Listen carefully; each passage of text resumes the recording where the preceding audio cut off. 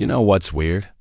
Every single person watching this video right now, whether you're in Tokyo, New York, Mumbai, or Sao Paulo, you're sitting there because of a decision made by a species that wasn't even fully human. About 1.9 million years ago, something happened in Africa that had never happened before in the entire history of life on Earth. A group of early humans looked at the horizon and decided to keep walking. Now, I know what you're thinking. Animals migrate all the time, right? Birds fly thousands of miles. Wildebeest cross continents. But here's the thing, those are predictable, seasonal movements. What Homo erectus did was different. They didn't just migrate. They explored. They adapted. They settled in places their bodies weren't designed for. And somehow, against all odds, they survived. When I first started researching Homo erectus, I thought I knew the story. Early humans walked out of Africa, spread around the world, evolved into us.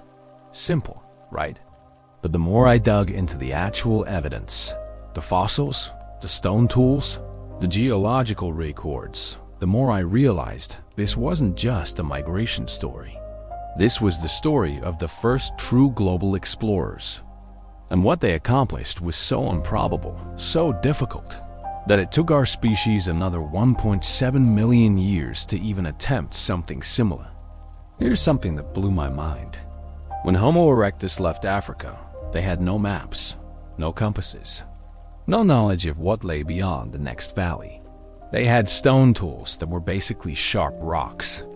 They couldn't speak complex language, at least not the way we do. And yet, somehow, they managed to spread from the southern tip of Africa all the way to Indonesia, to China, possibly even to Europe. We were talking about a journey of over 10,000 miles across some of the most hostile terrain on Earth. So how did they do it? That's what we're going to explore in this video. By the end of this, you'll understand why Homo erectus matters more to your existence than almost any other species in history. You'll see how a handful of anatomical changes, the ability to run long distances, the control of fire, a slightly bigger brain combined to create the first human species that could truly call the entire world home. And you'll discover why this journey, which took place over 1 million years, set the stage for everything that came after, including us. This isn't just ancient history. This is the story of the first humans who looked at the impossible and decided to try anyway. Let's trace their footsteps.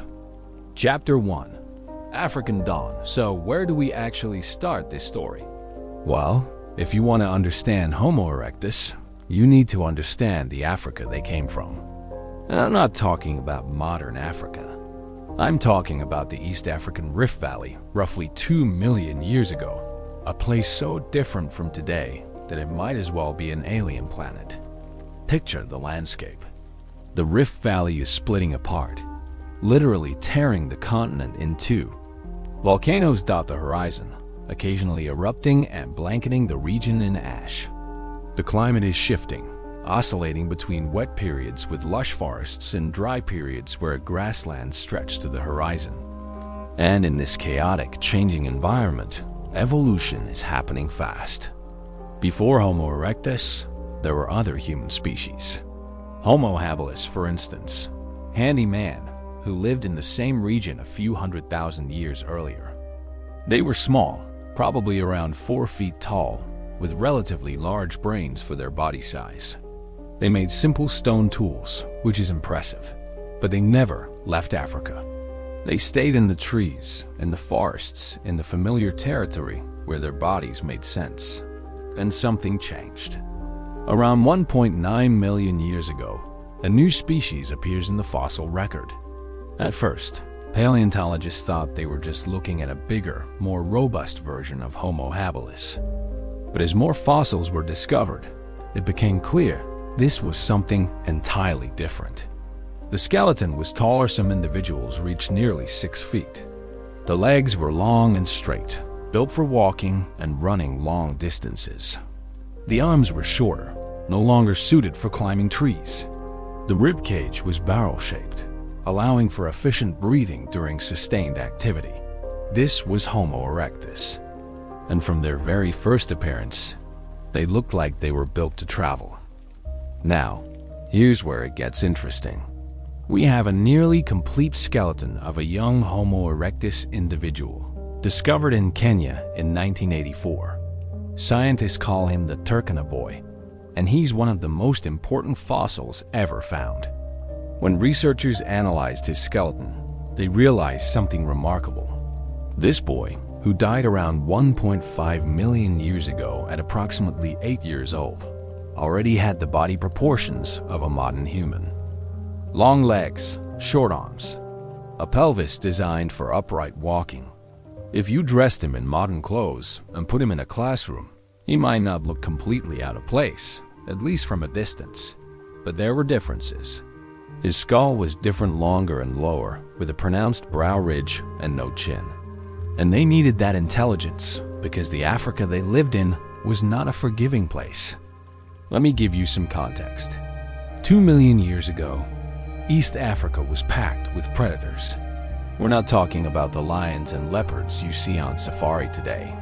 We're talking about giant hyenas the size of bears, saber-toothed cats with 7-inch fangs, ancient cheetahs built like modern mountain lions, but faster and more aggressive, and Homo erectus with no claws, no fangs, no armor, relatively slow compared to most animals had to survive in this environment. So how did they do it? Well, they had a few advantages. First, they could sweat. I know that sounds weird, but stay with me. Most mammals cool down by panting, which means they have to stop and rest when they get hot. Humans, uniquely, can cool down while moving through sweating. Homo erectus, with their tall, slender bodies and reduced body hair, could regulate their temperature incredibly efficiently. This meant they could keep moving during the hottest part of the day when most predators were resting. It meant they could run prey animals into heat exhaustion. It meant they could cover vast distances without stopping. Second, they had tools. Now, Homo habilis had tools, 2 simple flakes of stone with sharp edges. But Homo erectus developed something more sophisticated, the Acheulean hand axe. These tools were symmetrical, carefully shaped on both sides with a sharp point and a comfortable grip. They took skill to make and planning to carry, and they were useful for everything: butchering meat, digging roots, processing plant materials, defending against predators. Third, they were social. We don't have direct evidence of this. Of course, behavior doesn't fossilize, but we can infer it from their success. A lone Homo erectus wouldn't survive long in predator-filled Africa, but a group of them cooperating, communicating, sharing resources, that's a different story. They could watch for danger while others foraged. They could gang up on predators. They could share knowledge about where to find water during dry seasons. And fourth, this is crucial, they were adaptable. Climate in East Africa during this period was unstable. Lakes would appear and disappear. Forests would turn to grasslands and back again. Many species went extinct because they couldn't adapt fast enough. But Homo erectus, they thrived. When the forests receded, they learned to hunt on the open grasslands. When water sources dried up, they learned to travel farther to find new ones. They were generalists in a world that rewarded flexibility. But here's the question that fascinates me. Why leave it all? If Homo erectus was doing well in Africa, and the fossil evidence suggests they were, why venture into unknown territory? Why risk everything to explore beyond the familiar? Scientists have debated this for decades, and the truth is, we don't have a definitive answer. But we have some good theories. One possibility is population pressure. As Homo erectus populations grew, they needed more resources, more food, more water, more space. The easiest solution? Follow the game animals and water sources wherever they led. And some of those paths led north, out of Africa, into new territories. Another possibility is climate change. Between 2 million and 1.5 million years ago, the Earth's climate was highly variable. Some scientists think that during wet periods, grasslands and game animals expanded northward into the Middle East. Homo erectus might have simply followed the environment they knew, not realizing they were leaving their ancestral homeland. A third possibility, and this is the one I find most compelling, is simple curiosity.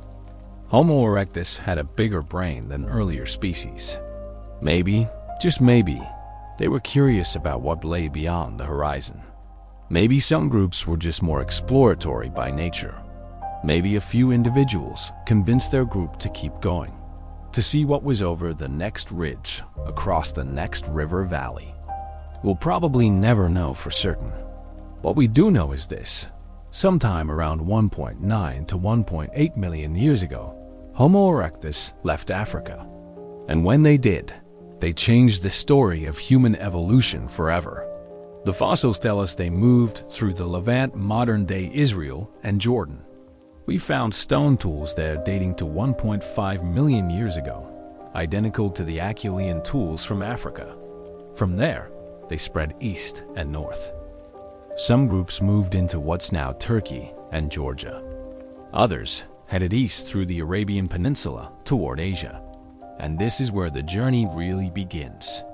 Because once Homo erectus left Africa, they entered a world they'd never seen before. New climates, new predators, new challenges.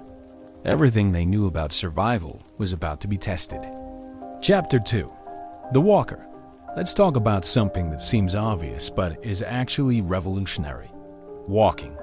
More specifically, the way Homo erectus walked. If you're sitting down right now, I want you to try something. Stand up and take a few steps. Go ahead, I'll wait. Feel how your legs move, how your weight shifts from one foot to the other, how your arms swing naturally to balance your body. You're doing something that's uniquely human, and you inherited this ability directly from Homo erectus. Now, I know what you might be thinking. Wait, didn't earlier human species walk upright too? Yes, they did. Species like Australopithecus and Homo habilis were bipedal. But there's a massive difference between walking occasionally on two legs and being built specifically for long distance, efficient bipedal locomotion. Homo erectus took bipedalism to a whole new level. Let me explain what I mean. When scientists analyze the skeleton of Homo erectus, they see a body that's been optimized for walking and running. The femur, the thigh bone, angles inward from the hip to the knee, which centers the body's weight over the feet and makes walking more efficient. The foot has a strong arch that acts like a spring, storing and releasing energy with each step. The legs are long relative to the arms, which increases stride length. The pelvis is narrow and bowl-shaped, which stabilizes the torso during movement.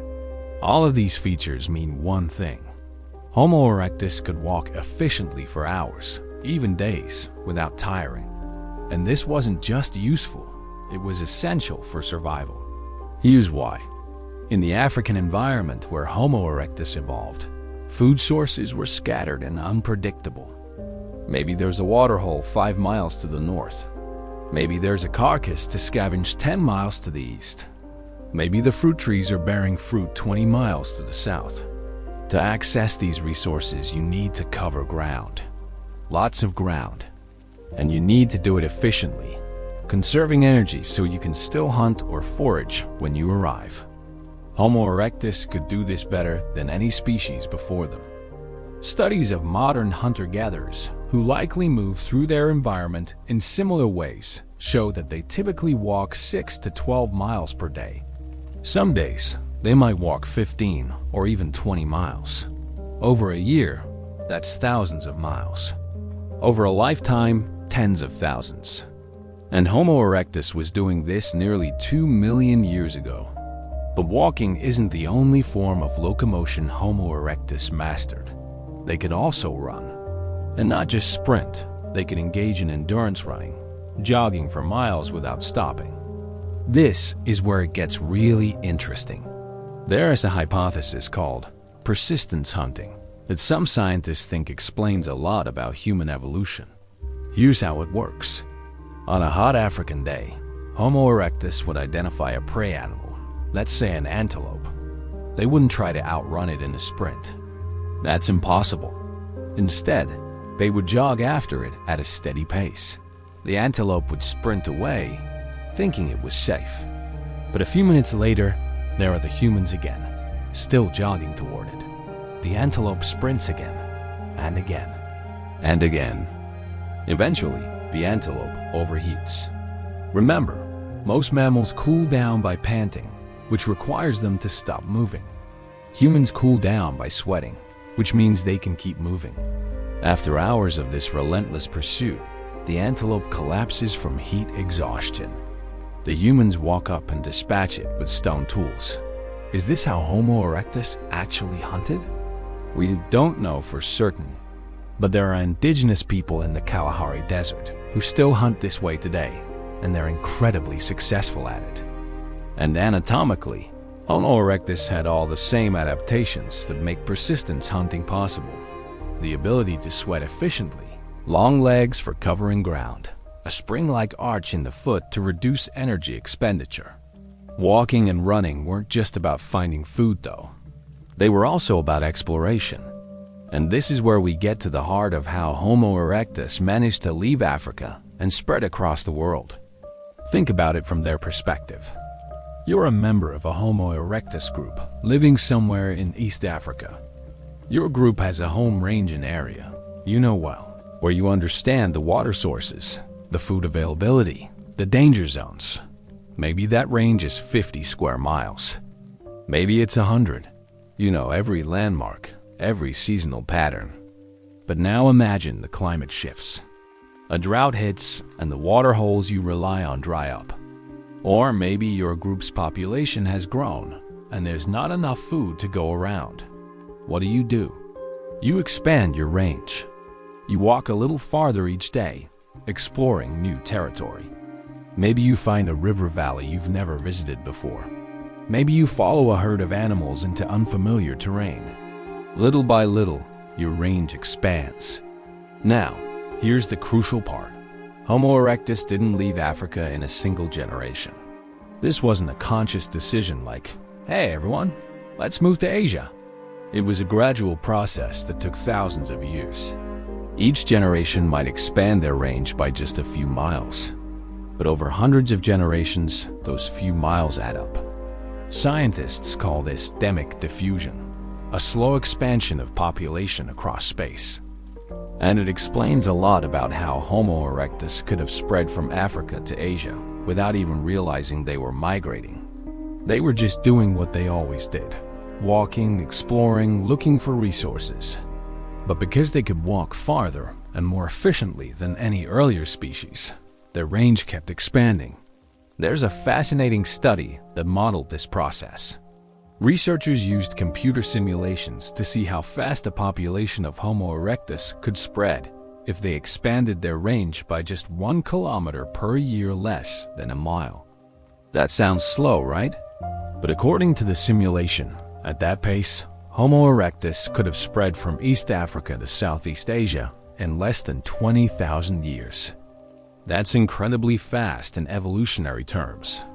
And here's something else to consider. Homo erectus wasn't just walking across flat grasslands. They were crossing mountains, rivers, deserts, terrain that varied wildly in difficulty. Some routes would have been easy. Others would have been nearly impossible. But their bodies, optimized for long-distance travel, gave them a huge advantage.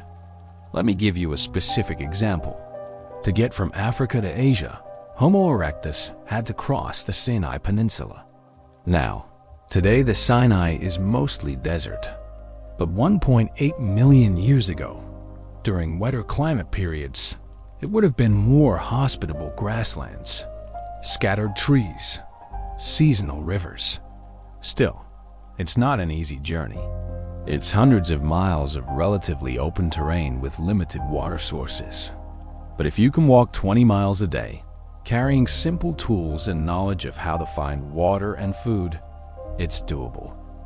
Not easy, but doable.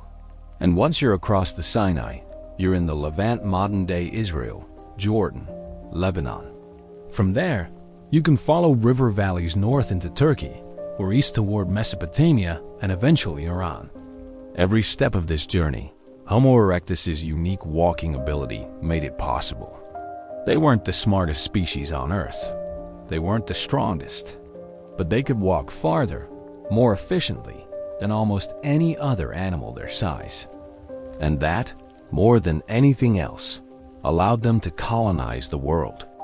There's one more aspect of walking I want to mention, because it's easy to overlook.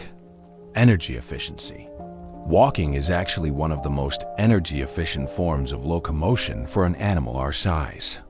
When you walk at a normal pace, you use relatively little energy compared to running or even standing still for long periods.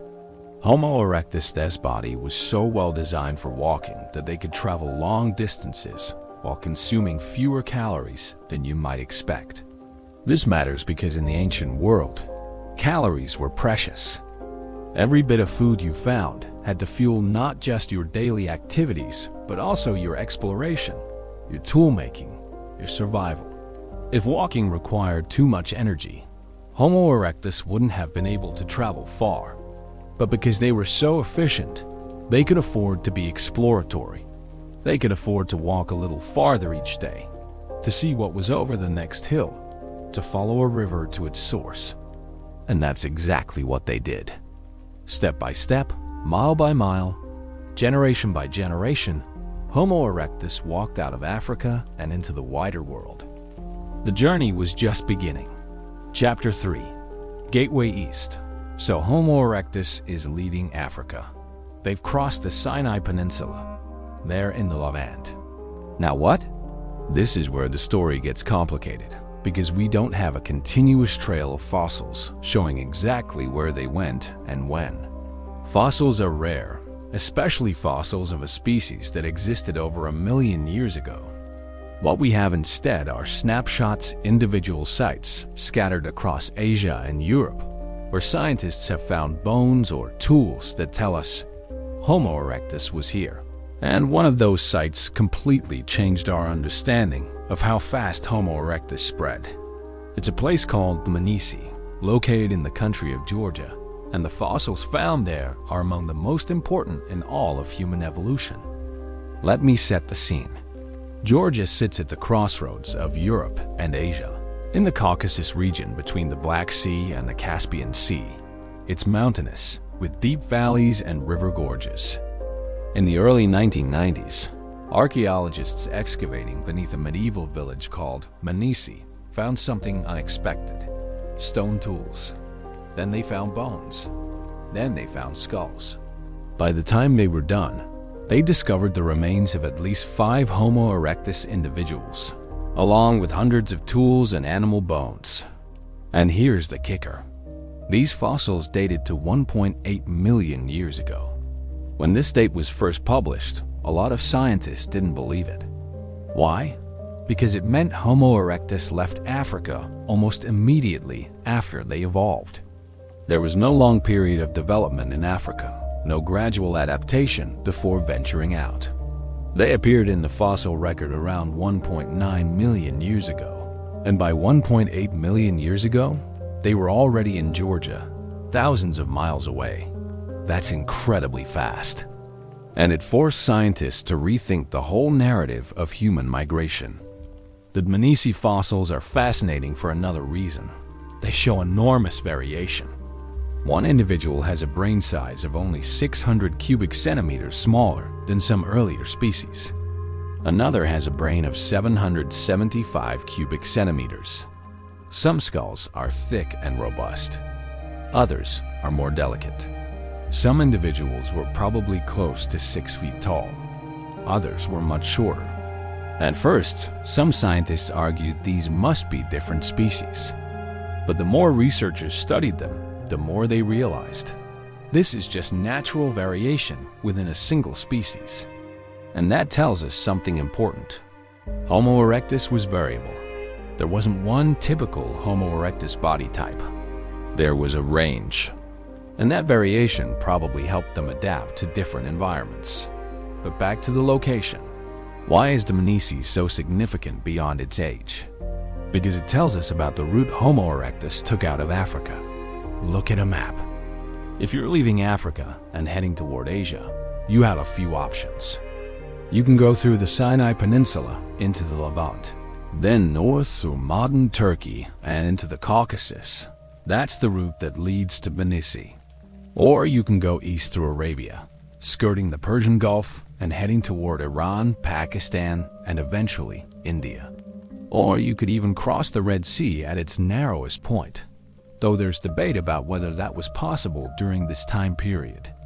The Tbilisi fossils suggest Homo erectus took the northern route, at least initially. From East Africa, they moved through the Levant into Anatolia, modern Turkey, and then into the Caucasus. This makes sense for a few reasons. First, this route follows river valleys and relatively hospitable terrain. Second, it is a pathway that other animals were using at the same time. We know this because Tbilisi also contains fossils of ancient elephants, saber-toothed cats, and other African species. Homo erectus might have been following these animal migrations. Where there are large herbivores, there's food, either by hunting or by scavenging.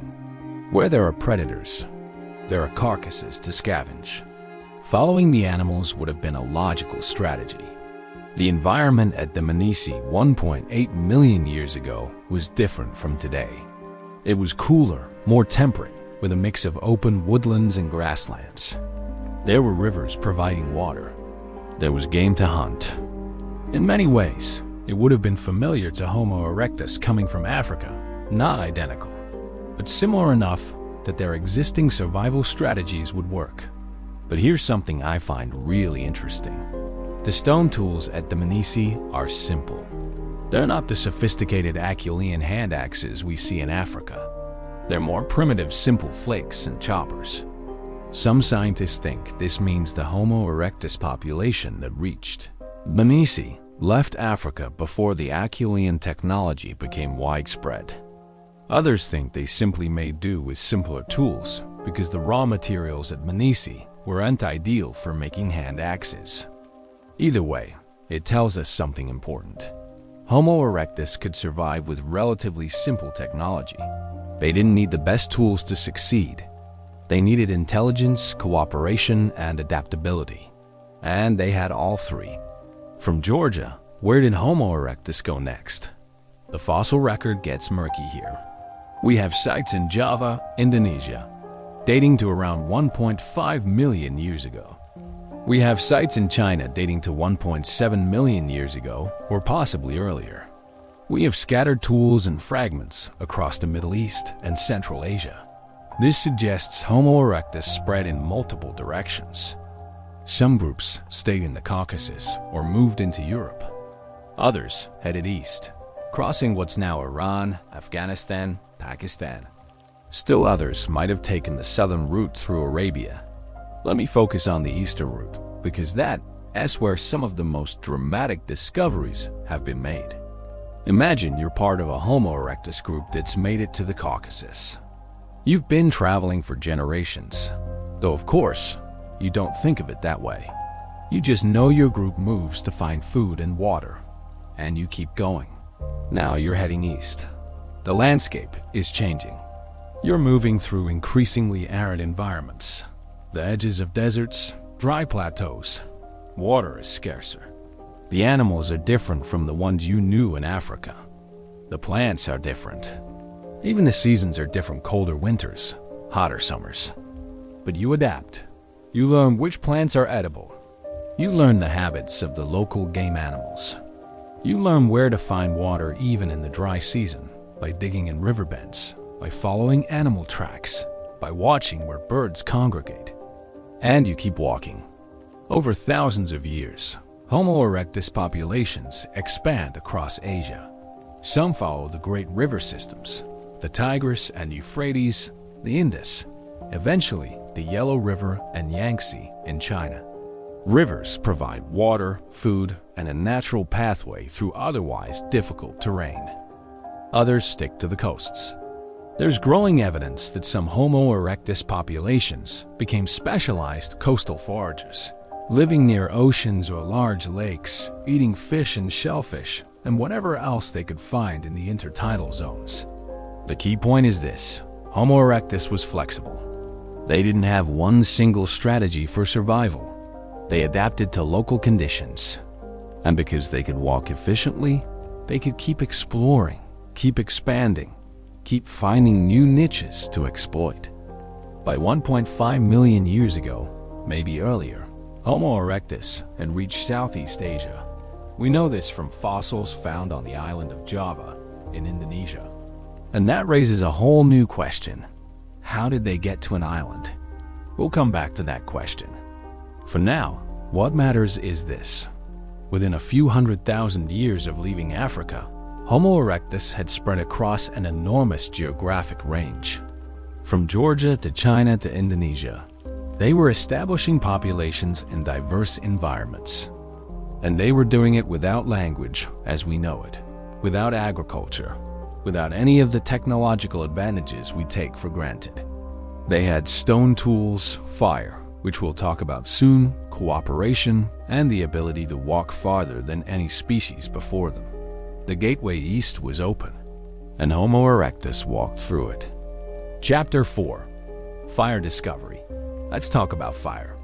Because if there's one technology that changed everything for Homo erectus, it was the ability to control fire. Now, I need to be careful here. The question of when humans first controlled fire is one of the most debated topics in archaeology. The evidence is complicated, sometimes contradictory, and there's no clear consensus. But what we can say with confidence is this: by around 1 million years ago, Homo erectus was definitely using fire, and possibly much earlier. So how did it start? Well, fire itself wasn't new. Lightning strikes caused wildfires. Volcanic eruptions produced flames. Homo erectus would have encountered fire throughout their existence. The question is, when did they go from running away from fire to seeking it out, maintaining it, and eventually creating it on demand? We don't have a neat origin story. What we have is scattered evidence from multiple sites that gradually paint a picture. One of the earliest possible sites is Wonderwork Cave in South Africa, where archaeologists found burned bone fragments and ash deposits dating to about 1 million years ago. The ash appears to have come from small, controlled fires, not wildfires. That suggests deliberate use of fire inside the cave. Another site is Gesher Banat Yaakov in Israel, dating to around 790,000 years ago. Here, archaeologists found burned seeds, wood, and stone tools, arranged in a way that suggests Homo erectus was deliberately creating fires for cooking and warmth. And there are numerous sites in Asia and China, in Java, where burned materials have been found in association with Homo erectus fossils and tools. The pattern is clear. By the Middle Pleistocene, roughly 1 million to 500,000 years ago, Homo erectus was regularly using fire. The debate is really about whether they controlled fire earlier than that, perhaps as far back as 1.5 or even 1.8 million years ago. But whenever it started, the impact was revolutionary. Let me explain why fire mattered so much. First, fire provided warmth. This is crucial because Homo erectus was moving into environments much colder than Africa. When they reached Georgia, they encountered winters with freezing temperatures. As they moved farther north or into higher elevations, it only got colder. Without fire, they would have been limited to tropical and subtropical zones. With fire, they could survive anywhere. Think about it. A campfire can raise the ambient temperature by 20 or 30 degrees Fahrenheit in its immediate vicinity. That's the difference between life-threatening cold and tolerable conditions. And unlike fur or body fat, which take many generations to evolve, fire could be adopted immediately. A group of Homo erectus facing their first winter could learn to use fire and survive, even though their bodies weren't adapted to the cold. Second, fire provided protection. Remember, Homo erectus was surrounded by predators. In Africa, They had to contend with saber-toothed cats, ancient hyenas, leopards. In Asia, they faced tigers, bears, and other large predators. At night, these predators hunted. And Homo erectus, with no claws or fangs or natural armor, was vulnerable. But fire changed the equation. Most animals are naturally afraid of fire. They've evolved to flee from wildfires, not approach them. So a campfire creates a safety zone. With fire, Homo erectus could sleep through the night without constant vigilance. They could defend a kill site from scavengers. They could establish safe campsites in areas that would otherwise be too dangerous. Third, and this is huge, fire allowed for cooking. Okay, so why does cooking matter? On the surface, it seems like a luxury, but it's actually one of the most important technologies in human evolution. When you cook food, you're essentially pre-digesting it. The heat breaks down tough plant fibers and denatures proteins, making them easier for your body to extract nutrients from. Raw meat is tough and potentially dangerous, full of parasites and bacteria. Cooked meat is safer, easier to chew, and more nutritious. The same goes for many plant foods. Roots and tubers, which are starchy and hard when raw, become soft and digestible when cooked. There's a hypothesis proposed by primatologist Richard Wrangham that cooking was so important it actually drove the evolution of the human body. According to Wrangham, once Homo erectus started cooking regularly, they needed smaller teeth because they weren't chewing tough raw food anymore. They needed shorter digestive tracts because cooked food is easier to digest. And they could afford to have bigger brains because their bodies were extracting more calories from food, providing the energy needed to power a large brain. I'm simplifying here, and not all scientists agree with every aspect of this hypothesis. But the basic idea makes sense.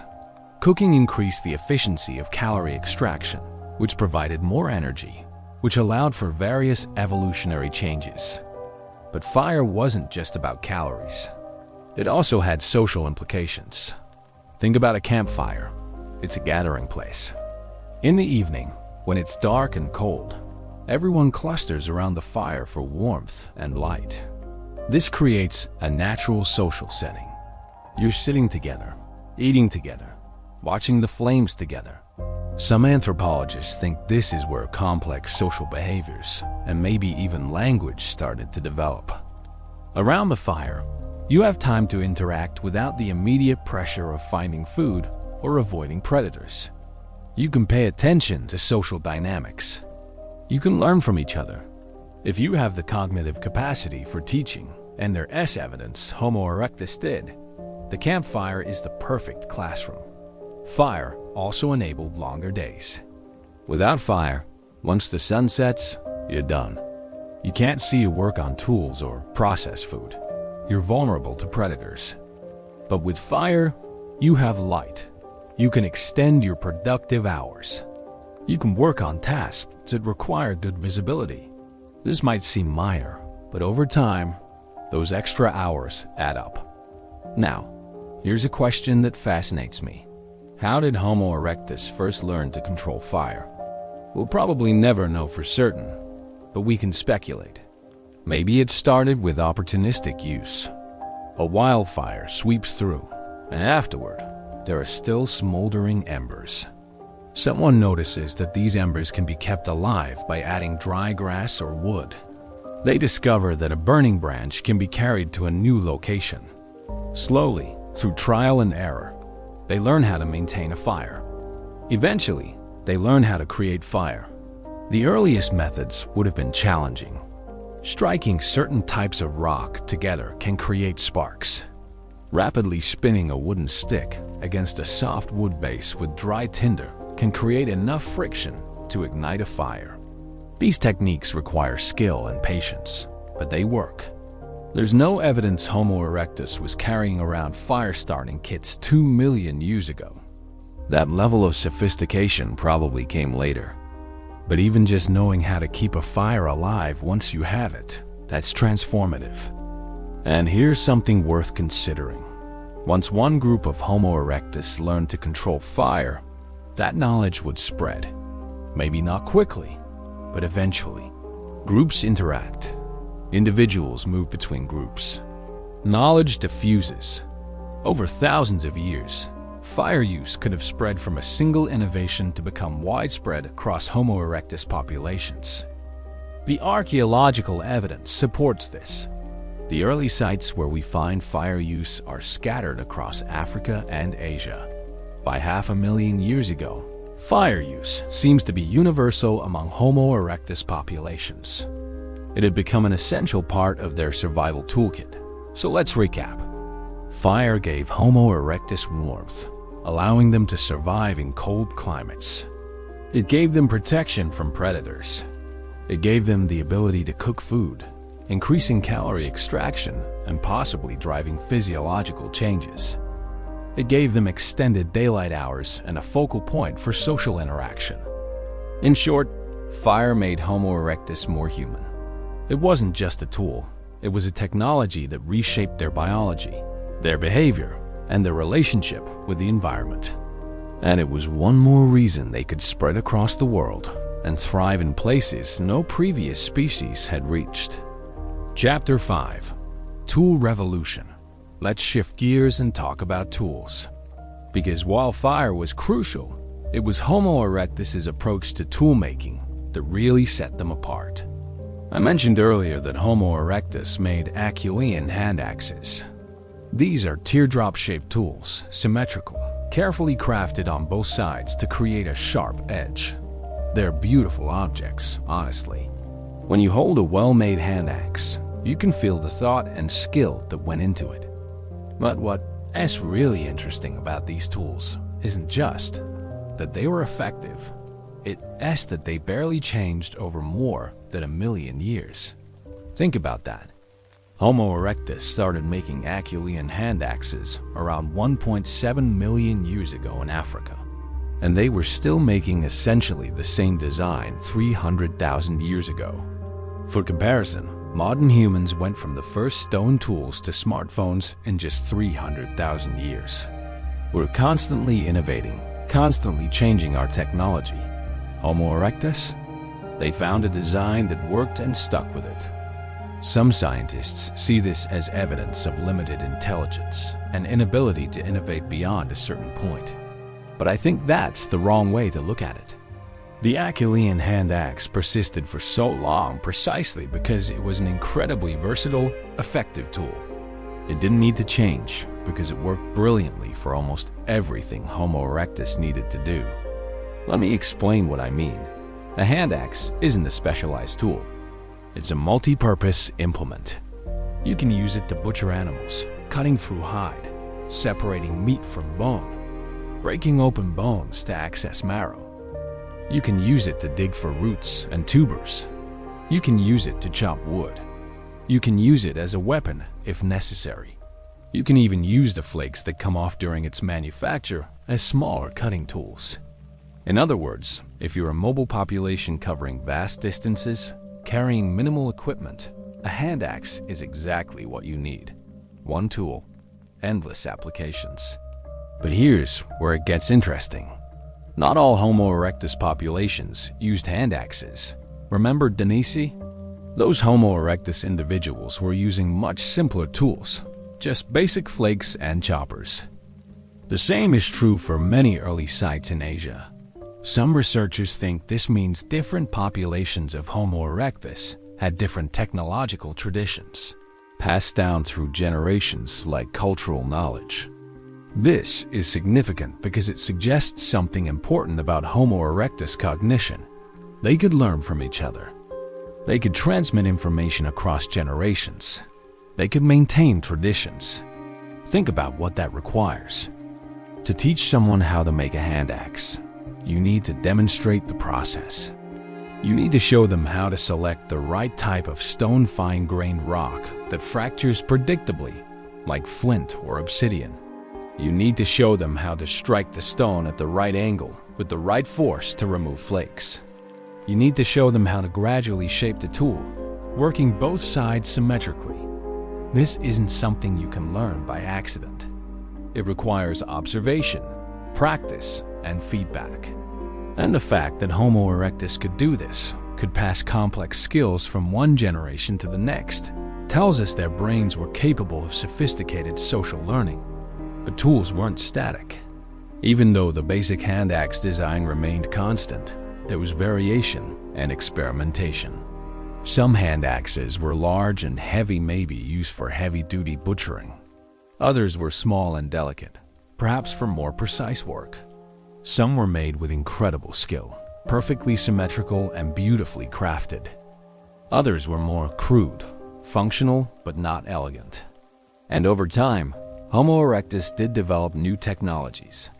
Around 500,000 years ago, we start seeing evidence of hafting attaching stone points to wooden handles to create spears or axes. This is a significant innovation because it requires planning and abstract thinking. You're not just shaping a stone tool. You're imagining how that tool will be attached to another material to create something new. There's also evidence that Homo erectus used wooden tools extensively. Wood doesn't preserve well, so we don't have many examples. But at a site called Schmingen in Germany, archaeologists found several wooden spears dating to around 300,000 years ago. These weren't made by Homo erectus. They were made by later species, but they show us the kind of wooden technology that was probably present earlier. Homo erectus likely made spears for hunting, digging sticks for extracting roots, clubs for defense, and containers for carrying water or food. None of this survives in the fossil record, but it must have existed. You can't spread across the world with just stone tools. You need wood, plant fibers, animal hides, perishable materials that leave no trace. Now let's talk about what these tools tell us about Homo erectus cognition, because this is where it gets really fascinating. Making a stone tool requires planning. You have to envision the final product before you start. You have to understand that by removing stone in a specific sequence, you'll end up with a sharp edge and a useful shape. You have to inhibit the impulse to just smash rocks together randomly and instead work methodically, step by step. Neuroscientists have studied this. They've put modern people in brain scanners and had them make stone tools while monitoring their neural activity. The brain regions that light up are associated with planning, sequencing, and fine motor control, the same regions involved in language processing. This doesn't mean Homo erectus had language like we do, but it suggests they had the neural architecture that could support complex sequential thinking. And that's a prerequisite for many uniquely human abilities. There's also the question of mental templates. When you make the same tool over and over, you develop a mental template, an internalized image of what the tool should look like. Every hand axe made by Homo erectus is slightly different, but they all conform to the same basic plan: teardrop shape, worked on both sides, sharp edge. This consistency across vast geographic ranges and time periods suggests Homo erectus had strong mental templates and the ability to teach them to others. That's culture. It's not writing or art or religion, but it's the foundation upon which those things are built. Let me give you a specific example that I find compelling. At a site called Olorgesailie in Kenya, archaeologists have excavated thousands of hand axes made over a period of several 100,000 years. When they analyzed these tools, they found something remarkable. Early in the sequence, there's a lot of variability. Some hand axes are well made, others are crude. But over time, the quality becomes more consistent.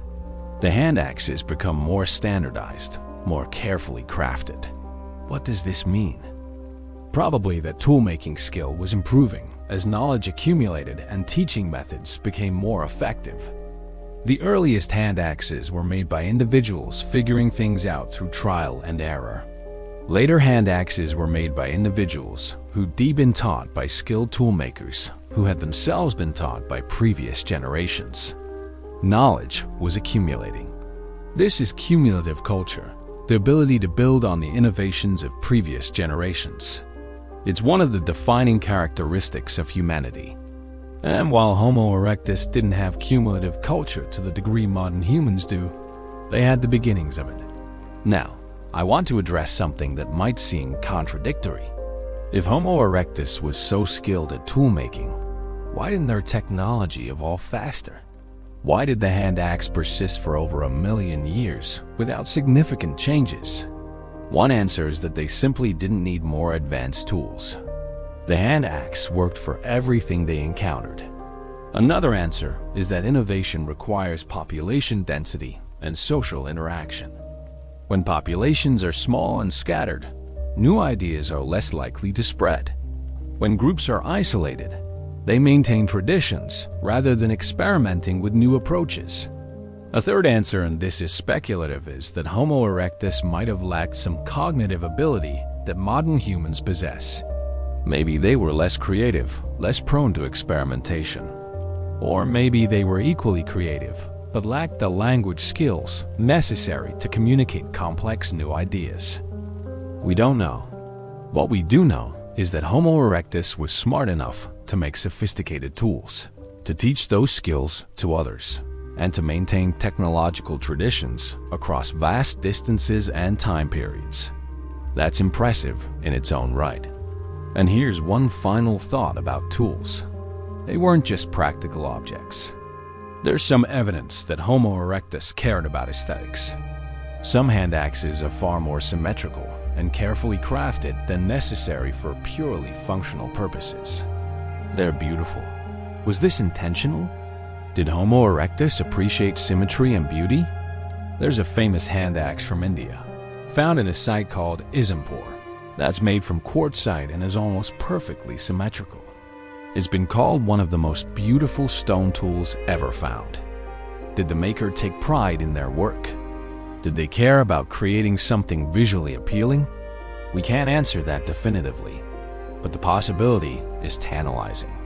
Because if Homo erectus appreciated beauty, even in a limited way, it suggests they were more like us than we might think. Tools tell a story.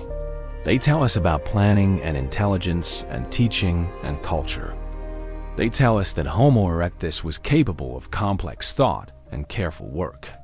And they tell us that these ancient humans, our distant ancestors, were creative beings trying to make sense of their world and shape it to their needs. With these tools in hand and fire to keep them warm, Homo erectus was ready to tackle some of the most challenging environments on Earth. Chapter 6. Asian shores. By around 1.5 million years ago, Homo erectus had reached Southeast Asia, and the evidence for this comes from one of the most famous fossil sites in the world, Java, Indonesia. The story of Java is fascinating in itself.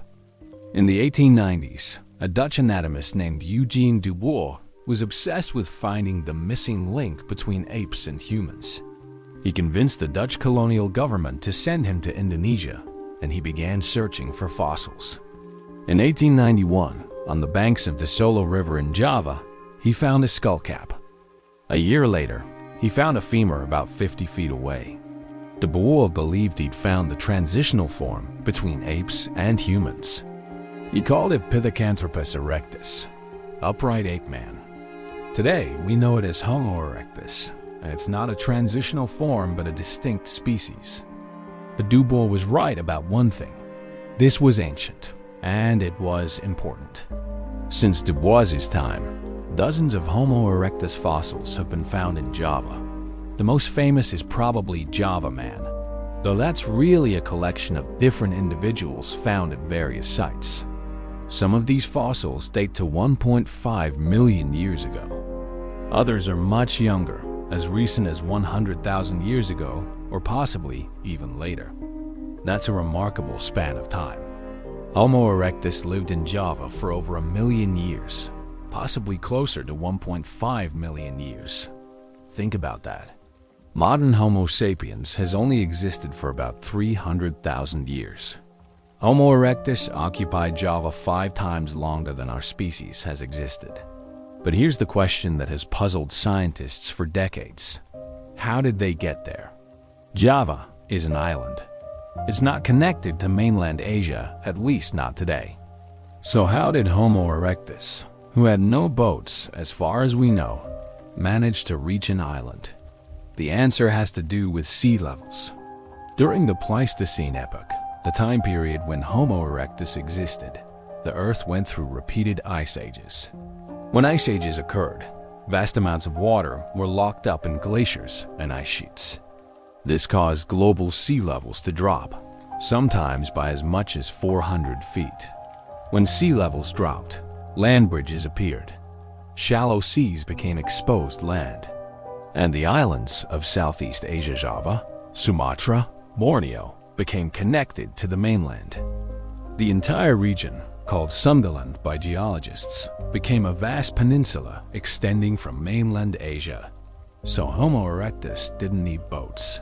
During low sea level periods, they could walk from the Asian mainland all the way to Java without ever crossing deep water. Maybe they had to wade through shallow rivers or marshes, but nothing that required swimming or watercraft.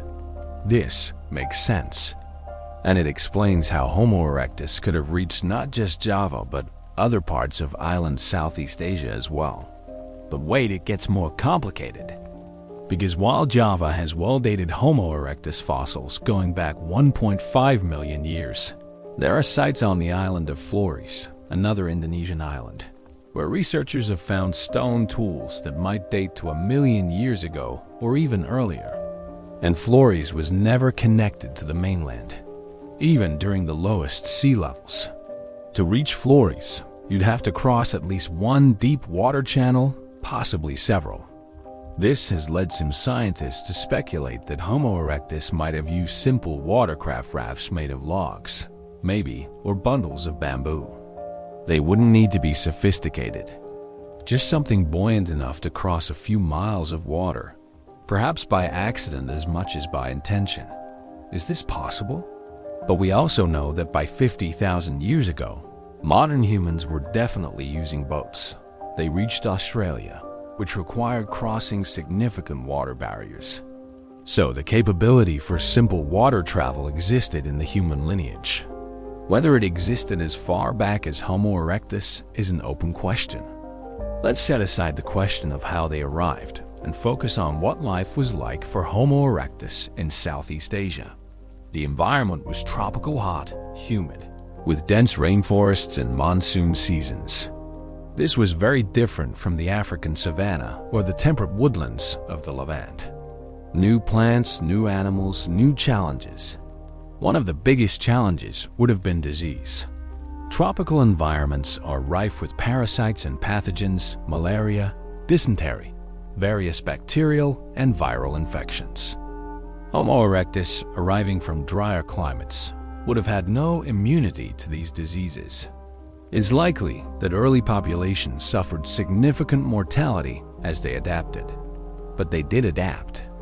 The fact that Homo erectus thrived in Java for over 1 million years proves they could handle tropical conditions. They learned which plants were safe to eat and which were poisonous. They learned the behavior of tropical animals, some of which, like tigers and crocodiles, were dangerous. They learned to cope with the intense heat and humidity. In Africa, Homo erectus hunted large game animals on open grasslands. In Java, the landscape was more forested, the prey more elusive. There's evidence they hunted animals like ancient elephants and rhinoceroses, but they probably also relied heavily on plant foods, fruits, nuts, roots, and perhaps fish and shellfish from rivers and coastlines. One interesting aspect of the Java fossils is that they show regional variation. Homo erectus in Java has slightly different skull features than Homo erectus in Africa or China. This suggests populations were somewhat isolated, evolving slightly different characteristics over time. But they were still the same species capable of interbreeding if they ever came into contact. Now, let's talk about another Asian site, Zhaokudian in China, also known as Dragon Bone Hill. This site has produced some of the most important Homo erectus fossils outside of Africa, often referred to as Peking Man. Zhaokudian was a massive cave system that Homo erectus occupied intermittently over several 100,000 years. roughly from 750,000 to 200,000 years ago. Archaeologists have found remains of more than 40 individuals, along with thousands of stone tools and animal bones. And here's what's really interesting. There's clear evidence of fire use at Jarukutian. Thick layers of ash, burned bones, charred seeds. This is one of the clearest examples of controlled fire use by Homo erectus. And it's especially significant because Jarukutian is in northern China, where winters are cold. Fire would have been essential for survival. Homo erectus was choosing to live in caves when they were available. Caves offer shelter from weather and predators. They provide a defensible space. With a fire at the entrance, a cave becomes a safe home base. But most of the time, Homo erectus probably lived in the open, in temporary camps. Caves are rare in many landscapes, so they would have constructed simple shelters, perhaps windbreaks made of branches and leaves, or structures supported by wooden poles with hides or plant materials as covering. None of this preserves in the archaeological record, but it must have existed. The Asian sites also tell us about the spread of technology. Remember, the Manisi fossils in Georgia had simple tools, not Acheulean hand axes. But at sites in India dating to around 1.5 million years ago, we find hand axes. In China, the tools are mixed. Some sites have hand axes, others have simpler technologies. This suggests that as Homo erectus populations spread across Asia, they adapted their toolkits to local conditions and raw materials. In some areas, the right type of stone for making hand axes wasn't available, so they used simpler tools. In other areas, they maintained the hand axe tradition. This flexibility, this ability to adapt technology to local circumstances, is another mark of intelligence. Homo erectus wasn't rigidly following a fixed pattern. They were problem solvers, adjusting their behavior to fit their environment. One more site worth mentioning, Sangiran, also in Java, which has produced an enormous number of Homo erectus fossils and tools. Sangiran has fossils spanning from 1.5 million years ago to around 300,000 years ago, giving us a long-term view of how Homo erectus changed or didn't change over time. What we see at Sangiran is remarkable stability. The basic body plan, the skull structure, the tool types, they remain consistent over more than 1 million years. There's some variation, some gradual changes, but nothing dramatic. Homo erectus found a successful formula and stuck with it. This raises an interesting philosophical question. We tend to think of evolution as constant progress, a march toward greater complexity. But that's not how evolution works. Evolution is about adaptation to local conditions. If you're already well adapted, there's no pressure to change dramatically. Homo erectus in Java was successful. Why would they need to evolve into something different? The answer, of course, is that eventually the environment did change, or new challenges arose, and Homo erectus in Asia either adapted or went extinct. But for over 1 million years, they were one of the most successful large mammals on Earth. Standing on the shores of ancient Java, with stone tools in hand and fire at their backs, Homo erectus had achieved something unprecedented. They were the first species to truly live outside Africa, the first to adapt to tropical rainforests and temperate woodlands and cold northern climates, the first global species. But their journey wasn't over, because they were about to face some of the harshest environments on Earth. Chapter 7. Climate Survivors. If there's one thing that defines the time period when Homo erectus existed, it's climate instability. The Pleistocene epoch, which lasted from about 2.6 million years ago to 11,700 years ago, was characterized by dramatic swings between ice ages and warmer interglacial periods. Think of it like this. Over the course of just a few thousand years, a blink of an eye in evolutionary terms, temperatures could drop by 10 or 15 degrees Celsius. Ice sheets would expand from the poles, covering much of North America, Europe, and Asia. sea levels would drop hundreds of feet. Rainfall patterns would shift. Entire ecosystems would transform. And then, just as suddenly, the climate would warm again. Ice sheets would melt. Sea levels would rise. Forests would replace tundra. Animals would migrate or go extinct. This happened over and over again. During the time Homo erectus existed, there were at least a dozen major glacial cycles, and Homo erectus survived them all. How? That's the question that fascinates me. Because Homo erectus didn't have thick fur like woolly mammoths. They didn't hibernate like bears. They didn't migrate thousands of miles like birds.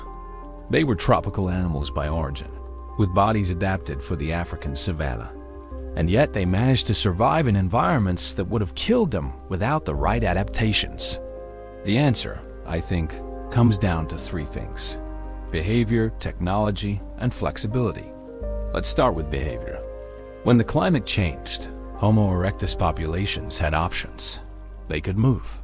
If their region became too cold or too dry, they could migrate to areas that remained habitable. Remember, they were already mobile. Walking long distances was something they did naturally. So when conditions deteriorated, they could pick up and leave, following resources to new locations. There's evidence this happened repeatedly. During glacial periods, Homo erectus populations in northern regions either went extinct or moved south. During warm periods, they expanded northward again. The fossil record shows this pattern of contraction and expansion over time. But movement wasn't always possible or practical. Sometimes, Homo erectus had to survive in place. And that's where technology came in. Fire, as I've mentioned, was crucial. With fire, Homo erectus could survive cold winters. They could dry wet firewood, cook frozen meat, thaw water. Fire extended the range of habitable environments dramatically. But fire alone wasn't enough. Homo erectus also needed shelter.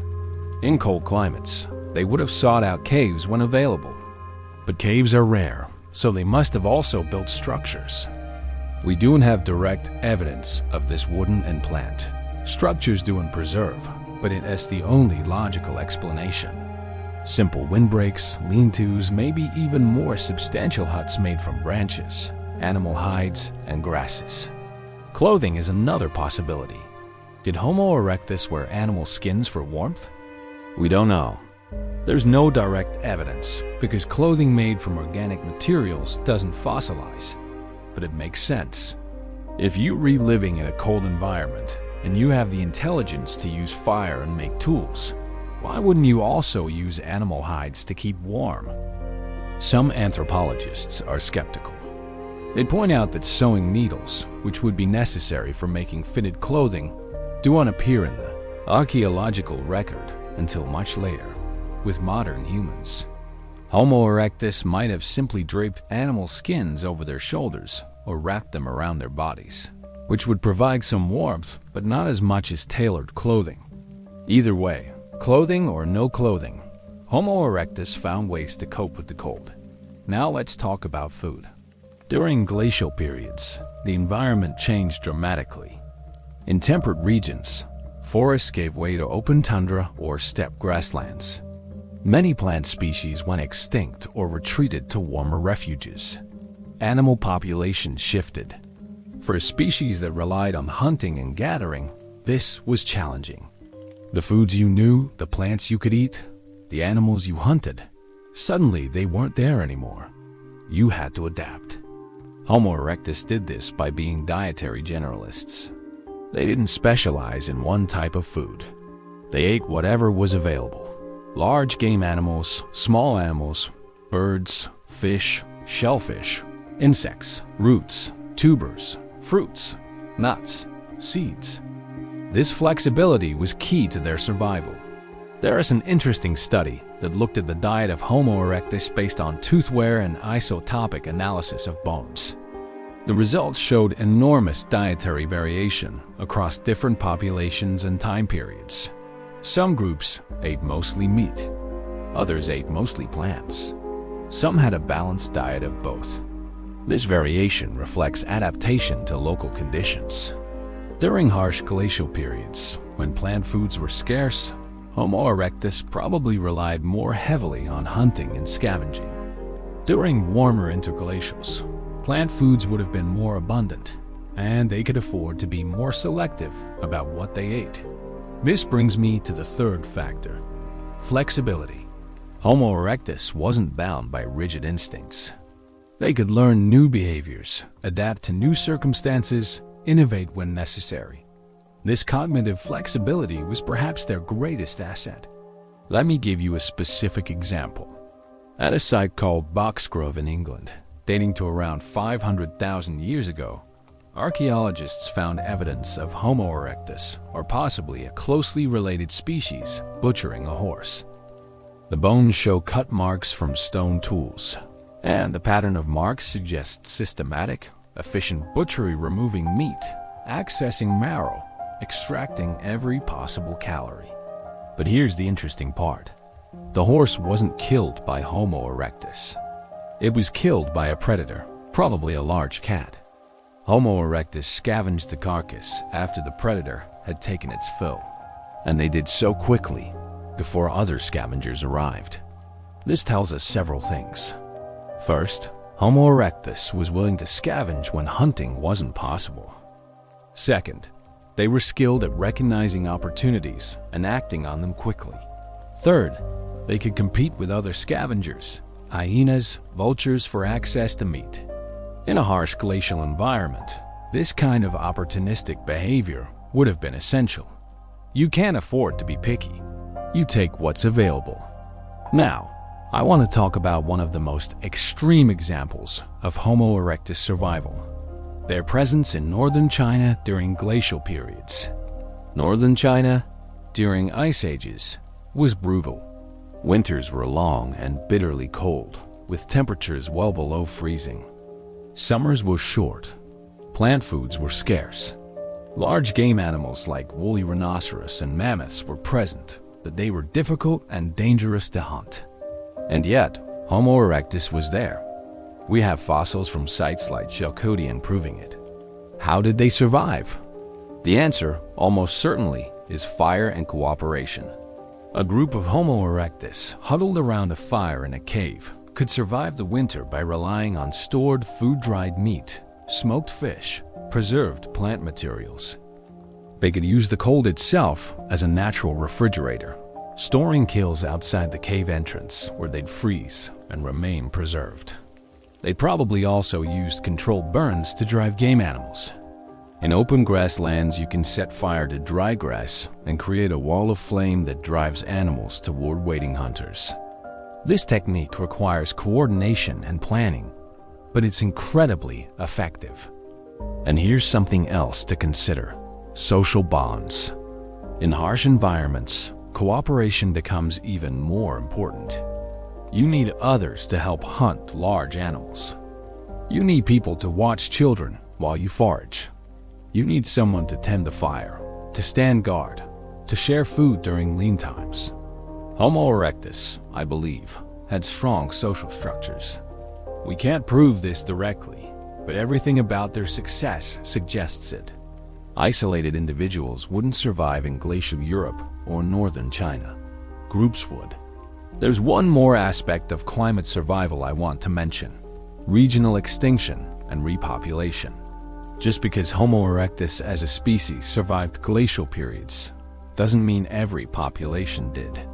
In fact, it's likely that many regional populations went extinct during harsh climate swings, only to be replaced later by populations migrating in from more hospitable areas. This pattern, local extinction followed by repopulation, is common in species with large geographic ranges. And it means that the Homo erectus populations we see at different times and places might not be directly descended from each other.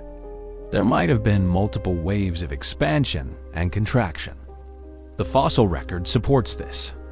In Europe, for instance, there's sporadic evidence of Homo erectus presence going back as far as 1 million years, but it's not continuous. There are long gaps with no fossils, then new fossils appearing. This suggests populations came and went, depending on climate conditions. So when we talk about Homo erectus surviving climate change, we're really talking about the species as a whole, not necessarily every individual population. Some groups thrived, others struggled and died out. But somewhere, in some refuge, Homo erectus persisted. And when conditions improved, they expanded again.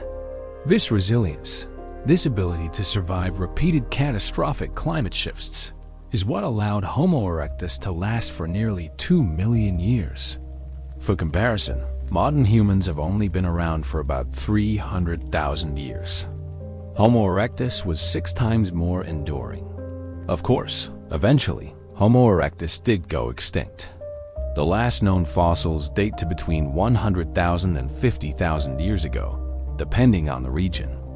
By that time, new species Homo heidelbergensis, Neanderthals, Denisovans, and eventually Homo sapiens were on the scene, and they outcompeted or replaced Homo erectus. But for over 1 million years, Homo erectus was the dominant human species on Earth. They survived ice ages and volcanic eruptions and droughts and floods. They adapted to deserts and rainforests and tundra and coastlines. They were, in every sense of the word, survivors. And their legacy is written in our DNA and in the very fact that humans exist on every continent today. Chapter 8. Island Crossings. Now we come to one of the most intriguing and debated aspects of Homo erectus: their ability to reach islands. I mentioned earlier that Homo erectus reached Java, which during low sea levels was connected to mainland Asia. That makes sense. But there are other islands where Homo erectus, or at least their tools, have been found. And these islands were never connected to the mainland, even during the lowest sea levels. The most famous example is Flores, a small island in Indonesia. In 2003, researchers announced the discovery of a new human species on Flores, Homo floresiensis, sometimes called the Hobbit because of its tiny stature. These individuals stood only about 3.5 feet tall, with brains the size of a chimpanzee's. They lived on Flores as recently as 50,000 years ago. The discovery of Homo floresiensis was shocking, but what's relevant to our story is how they got there. Most scientists think Homo floresiensis descended from a population of Homo erectus that reached Flores and then, over hundreds of thousands of years of isolation, evolved smaller body size, a phenomenon called island dwarfism. But again, how did their ancestors reach Flores? To get from the nearest landmass to Flores, you'd have to cross at least one deep water strait, possibly several, even during the lowest sea levels. We're talking about water channels 15 to 20 miles wide with strong currents. Could Homo erectus cross such a barrier? If so, how? There are a few possibilities. One is accidental rafting. Imagine a storm rips a large tree or cluster of trees from the shoreline, and they get washed out to sea. If a few Homo erectus individuals happen to be clinging to this floating debris, perhaps they were fishing or escaping a predator, they might drift to another island. This sounds far-fetched, but it's not impossible. We know that many animal species colonize islands this way. Rats, lizards, even small mammals have reached remote islands on floating vegetation. And it doesn't require deliberate intent. Just bad luck followed by good luck. A second possibility is intentional watercraft. Maybe Homo erectus built simple raft logs lashed together, or bundles of bamboo. In tropical regions like Southeast Asia, bamboo is abundant and naturally buoyant. A raft made of bamboo would float easily and could carry several individuals. But here's the problem. There's no direct evidence of watercraft until much, much later. The earliest definitive boats date to around 10,000 years ago. There's circumstantial evidence that modern humans used boats as far back as 50,000 years ago to reach Australia. But for Homo erectus, nearly 1 million years earlier, it's speculative. Still, the absence of evidence isn't evidence of absence. Wood and plant materials don't fossilize. If Homo erectus did build simple rafts, we'd have no way of knowing unless we found stone tools or other artifacts in a very specific context, like on a beach or in a coastal camp. Some scientists argue that even if Homo erectus didn't intentionally build watercraft, they might have used natural floating materials opportunistically. Logs, for instance.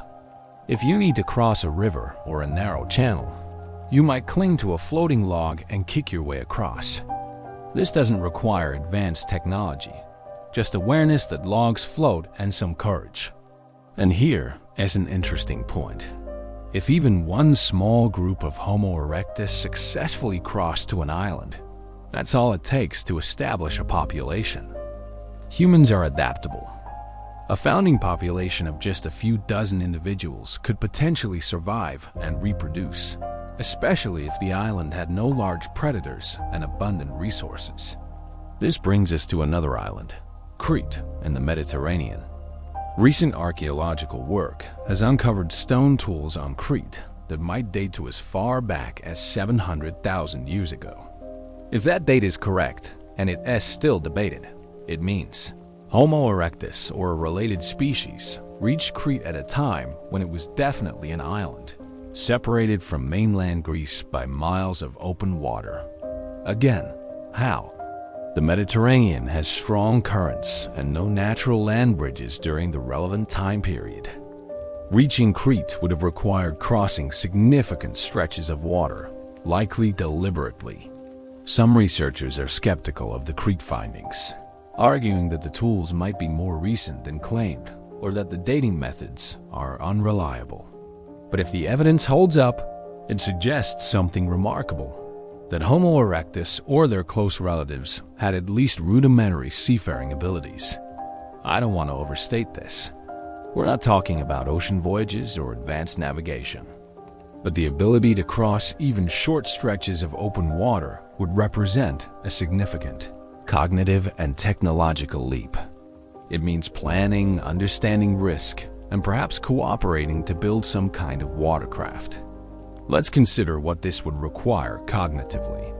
To deliberately cross water, you need to understand that there's land on the other side, even if you can't see it.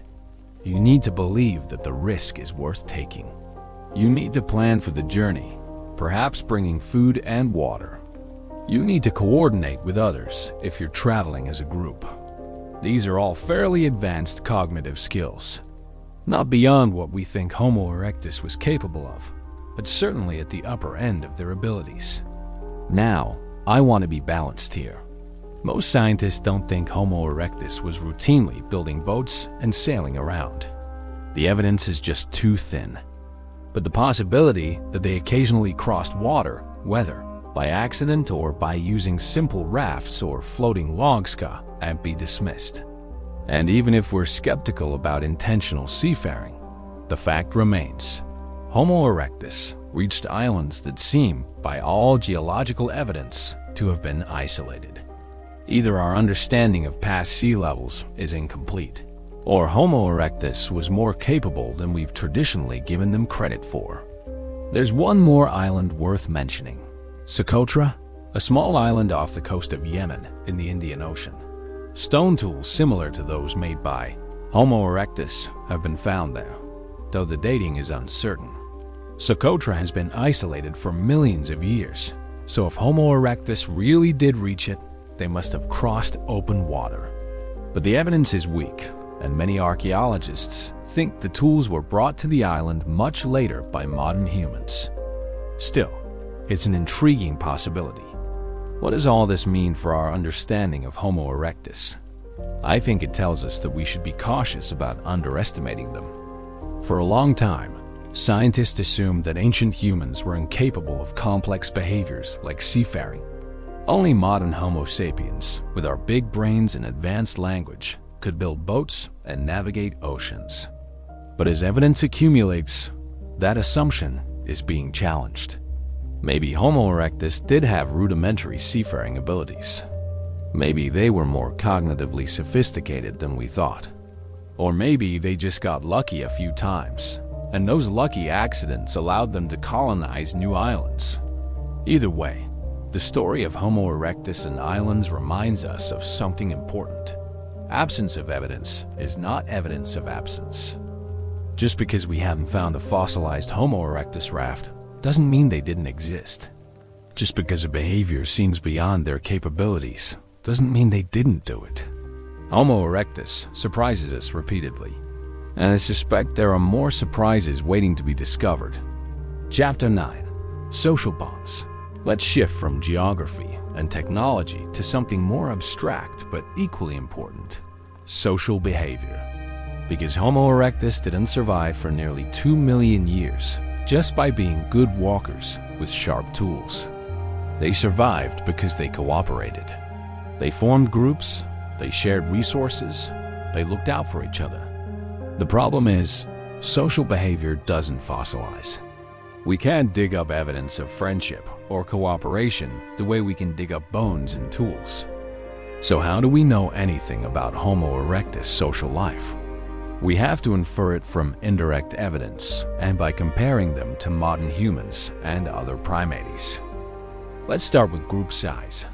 Modern hunter-gatherer societies typically live in groups of 25 to 50 individuals, sometimes ranging up to 150 when multiple bands come together temporarily. These numbers aren't arbitrary. They are constrained by the ability to find enough food in a given area and by the cognitive capacity to maintain social relationships. There's something called Dunbar's number, named after anthropologist Robin Dunbar, which suggests that humans can maintain stable social relationships with about 150 people. This number is related to brain size, specifically the size of the neocortex relative to total brain size. Using this same calculation for Homo erectus, with their smaller brains, some researchers estimate they could maintain social networks of maybe 80 to 100 individuals. But day-to-day groups would have been smaller, probably 20 to 40 people, enough to cooperate on hunts, share childcare duties, and defend against predators, but not so large that finding food becomes impossible. Now, here's something interesting. When you look at the distribution of Homo erectus fossils and tools, you see evidence of repeated use of certain locations. The same caves, the same river valleys, the same lakeshores get used over and over across thousands of years. This suggests these were favored spots, places groups returned to seasonally, or places where different groups overlapped. Why would this happen? Probably because these locations offered reliable resources. A good water source, abundant game, useful stone for making tools. And if multiple groups knew about these spots, you'd occasionally have encounters between different Homo erectus bands. What happened during these encounters? We can only speculate. Maybe they were friendly opportunities to trade, to share information, to find mates from other groups. Maybe they were hostile competition over resources leading to conflict. Probably both, depending on circumstances. One thing we can be fairly confident about: Homo erectus groups exchanged individuals. We know this because of the fossils. If Homo erectus populations had been completely isolated from each other for hundreds of thousands of years, we'd expect to see much greater regional variation, populations evolving into distinct species. But we don't see that. Instead, we see a single species with relatively modest variation across its range. This means genes were flowing between populations.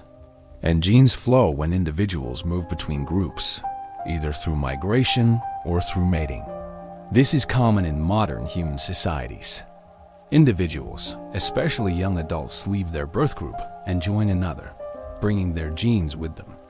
Why would Homo erectus do this? For the same reason modern humans do, to avoid inbreeding.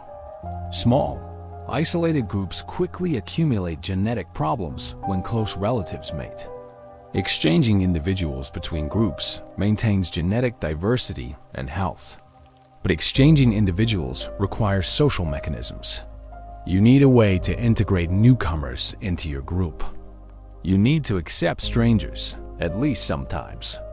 This implies a degree of social flexibility and tolerance. Let's talk about cooperation within groups. The clearest evidence comes from hunting. Large game animals, elephants, rhinoceroses, buffalo-sized cattle can't be taken down by a single individual with stone tools. You need multiple hunters working together, coordinating their movements, communicating about strategy. At a site called Olorgesailie in Kenya, archaeologists found the butchered remains of numerous large animals dating to around 1 million years ago. The bones show systematic butchery, meat removal, marrow extraction, tool marks in all the right places. This level of efficiency requires practice and cooperation. Someone is holding the carcass steady while someone else is cutting. Multiple people are working together to process the kill before scavengers arrive. Cooperative hunting has other benefits too. With multiple hunters, you can use more sophisticated strategies. Some individuals can drive prey toward other individuals waiting in ambush. Some can distract predators while others move in for the kill. Cooperation multiplies effectiveness. But cooperation requires trust. You need to believe your hunting partners will share the meat afterward, not hoard it for themselves. You need to trust that if you're injured or sick, others will help you. This kind of trust only develops in groups with strong social bonds. Which brings me to something called prosocial behavior, actions that benefit others, sometimes at cost to yourself. Modern humans are intensely prosocial. We share food, we care for the sick, we help others even when there's no immediate benefit to us. Did Homo erectus do the same? There's some evidence they did. At Manisi, the site in Georgia I mentioned earlier, one of the Homo erectus skulls belongs to an elderly individual who had lost most of their teeth years before they died. With no teeth, this individual couldn't have eaten tough meat or hard plant foods. They would have needed soft, processed foods, maybe mashed roots or meat that had been chewed by someone else. The fact that this individual survived for years without teeth suggests others were caring for them, providing food they could eat. This is prosocial behavior. This is compassion. There are other examples. A Homo erectus skeleton from Java shows evidence of severe injuries, possibly from a tiger attack that healed. The individual survived for months or years after these injuries, probably with reduced mobility.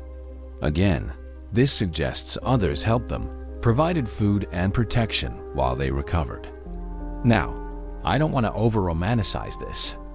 We're not talking about modern medical care or elaborate social support systems.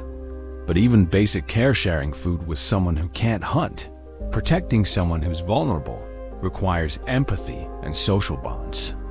Let's talk about communication. Did Homo erectus have language? This is one of the most debated questions in paleoanthropology, and we don't have a definitive answer. Language requires certain anatomical features. You need a descended larynx, which allows for a wider range of sounds. You need neural control over breathing, so you can regulate airflow for speech. You need a brain capable of processing grammar and syntax. Homo erectus had some of these features. Their brains were larger than earlier species, with expanded regions associated with planning and social cognition. Their skulls show some evidence of a descended larynx, though not to the degree seen in modern humans. But anatomy alone doesn't tell us much. Parrots can mimic human speech, but they don't have language. Language requires symbolic thinking, the ability to represent objects, actions, and ideas with arbitrary sounds, and to combine those sounds according to rules to create infinite meanings. Did Homo erectus have this ability? Most scientists think they had some form of communication more sophisticated than the calls and gestures of other primates, but less complex than modern human language. Maybe proto-language, simple words or phrases without full grammar. Water. Danger. Come here. Useful for coordination, but not for complex, abstract thought. There's an interesting hypothesis that language evolved gradually, starting with simple signals and becoming more complex over time.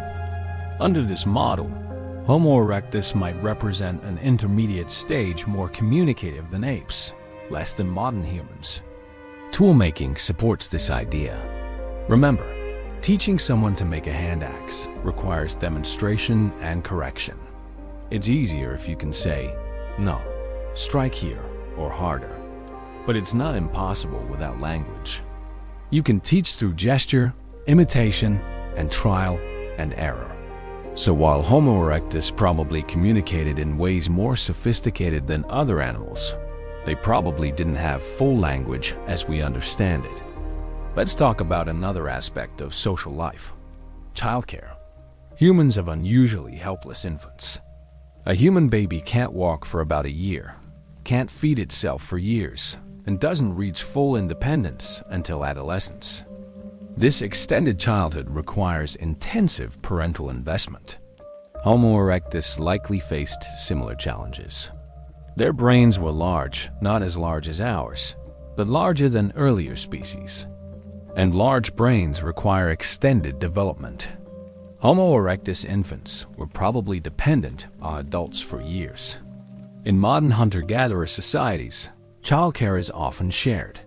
Mothers are the primary caregivers, but grandmothers, aunts, older siblings, and even unrelated group members help out. This communal childcare allows mothers to forage or perform other tasks while knowing their children are safe. Did Homo erectus have communal childcare? We can't prove it, but it makes sense. If you're a mother in a Homo erectus group, you need to gather food, process hides, make tools. You can't carry an infant or watch a toddler every second, so you rely on others. An older child watches the baby. A grandmother teaches a child which plants to eat. The group collectively ensures children survive. This kind of cooperative childcare would have strengthened social bonds. When you help raise someone else's child, you invest in the group's future. And those children grow up in a network of relationships, learning from multiple adults, developing social skills. There's also the question of pair bonding. Did Homo erectus form long-term partnerships, like many modern human societies? Or were they more promiscuous, like chimpanzees? We don't know for certain, but there are clues. In species with strong male-male competition and promiscuous mating like gorillas, males are much larger than females. In species with more pair bonding like gibbons, males and females are similar in size. Homo erectus falls somewhere in between. Males were probably somewhat larger than females, but not dramatically so. This suggests a mixed mating system. Some pair bonding, but not strict monogamy. Males probably competed for mates to some degree, but not as intensely as in highly polygamous species. And some level of pair bonding would make sense for raising children who required years of care. One final aspect of social life: play. In modern humans, play is crucial for development. Children learn social skills, practice physical abilities, and explore their environment through play. Adults play too: games, sports, humor, all of which strengthen social bonds. Did Homo erectus play? We have no direct evidence, but I'd be shocked if they didn't. Play is universal among social mammals. Young primates play fight, chase each other, explore objects. It's how they learn. I imagine young Homo erectus children playing near camp while adults worked running, wrestling, throwing stones at targets, imitating adult activities. I imagine adults occasionally joining in, teaching skills through play, bonding through shared laughter. This is speculation, of course, but it's grounded in what we know about social mammals and human nature. And it reminds us that Homo erectus wasn't just a collection of anatomical features and survival strategies. They were social beings. They lived in groups. They cooperated and competed, loved and fought, cared for their young and their old. They were, in many ways, recognizably human. Chapter 10: European Frontier. So far, I've focused mainly on Asia and Africa. But what about Europe? Did Homo erectus make it to Europe? And if so, when? This question is complicated because Europe during the Pleistocene was cold, while Africa and much of Asia remained relatively warm even during glacial periods. Europe was heavily glaciated. Ice sheets covered Scandinavia, Britain, and much of northern Europe. Even southern Europe, Spain, Italy, Greece experienced harsh winters during ice ages. For a species that evolved in tropical Africa, Europe was a challenging environment. And yet, there's evidence that Homo erectus or their close relatives did reach Europe, though later and less successfully than in Asia. The earliest generally accepted evidence of humans in Europe comes from sites in Spain and Italy dating to around 1.2 to 1.4 million years ago. These sites contain simple stone tools, though not many fossils. The fossils we do have from this period are fragmentary teeth, jaw fragments, making it difficult to determine exactly which species they belong to. Some scientists think these early Europeans were Homo erectus. Others think they were a distinct species, sometimes called Homo antecessor, that evolved from Homo erectus populations. The relationship is murky, and there's ongoing debate. What's clear is that early human presence in Europe was sporadic and limited to warmer periods. During glacial maxima, Europe was largely uninhabitable. Humans would retreat south or go locally extinct, only to repopulate when conditions improved. One of the most important early European sites is Atapuerca in northern Spain. This is actually a complex of several sites, but the key one for our purposes is Grandolina, which contains fossils dating to about 800,000 to 900,000 years ago.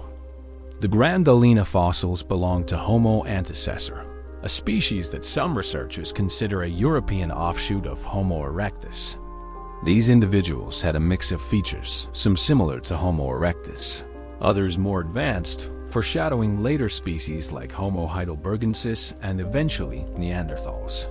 What's fascinating about Grandolina is that it provides evidence of butchery, not of animals, but of other humans. The bones show cut marks consistent with the fleshing and marrow extraction. This is some of the earliest evidence of cannibalism in the human lineage.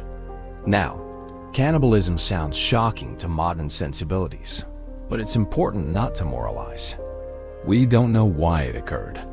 Maybe it was ritual cannibalism, consuming deceased group members as part of burial practices. Maybe it was survival cannibalism during times of extreme food scarcity. Maybe it was violence between groups, where enemies were killed and consumed. We simply don't know. What it does tell us is that Homo erectus and related species had complex, sometimes violent, social interactions. Humans have always been capable of great cooperation and great cruelty, sometimes simultaneously. Another significant European site is Tbilisi, yes, the same Tbilisi in Georgia I discussed earlier.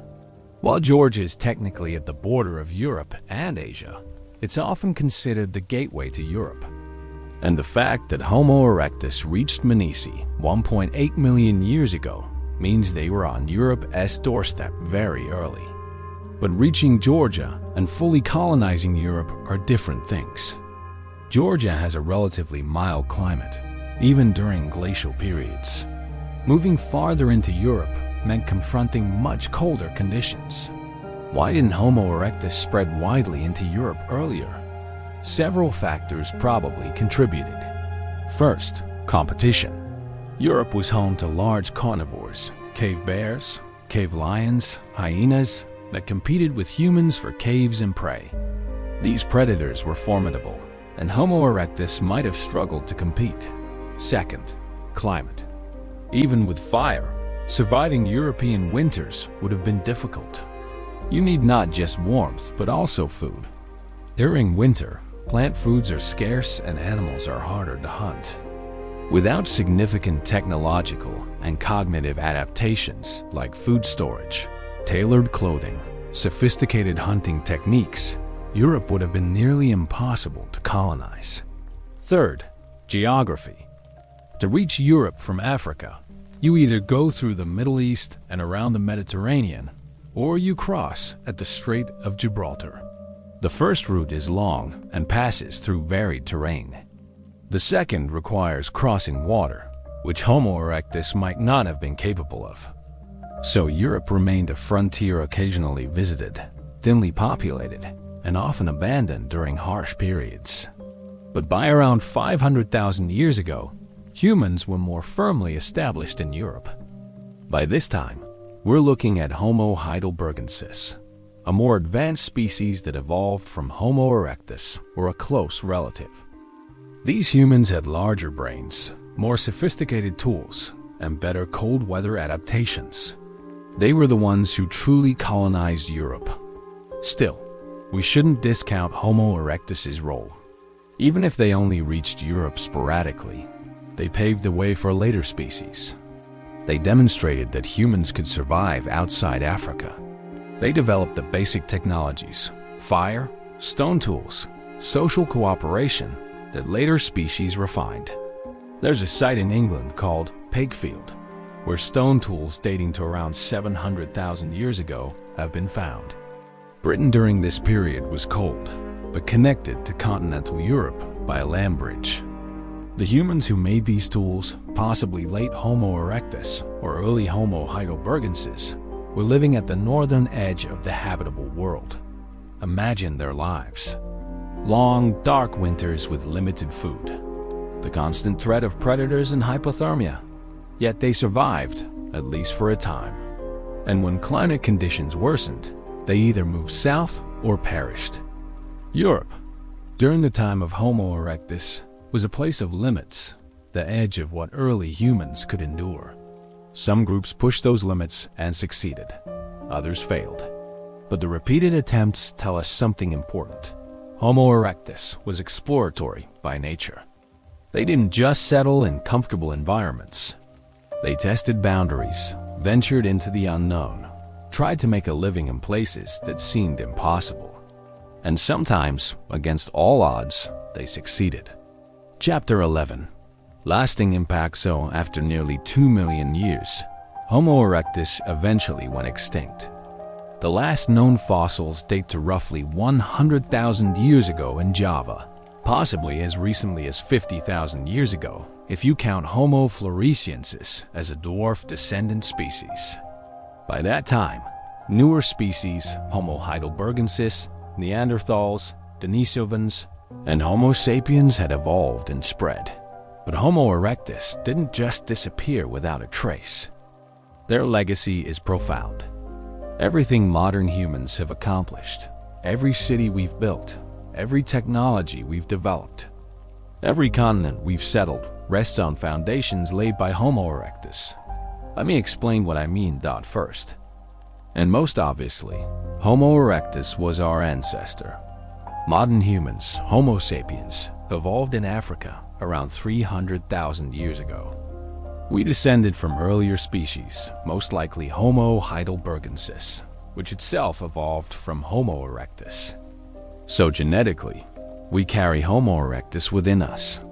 Their DNA, modified over hundreds of thousands of years of evolution, is our DNA. But the legacy goes beyond genetics.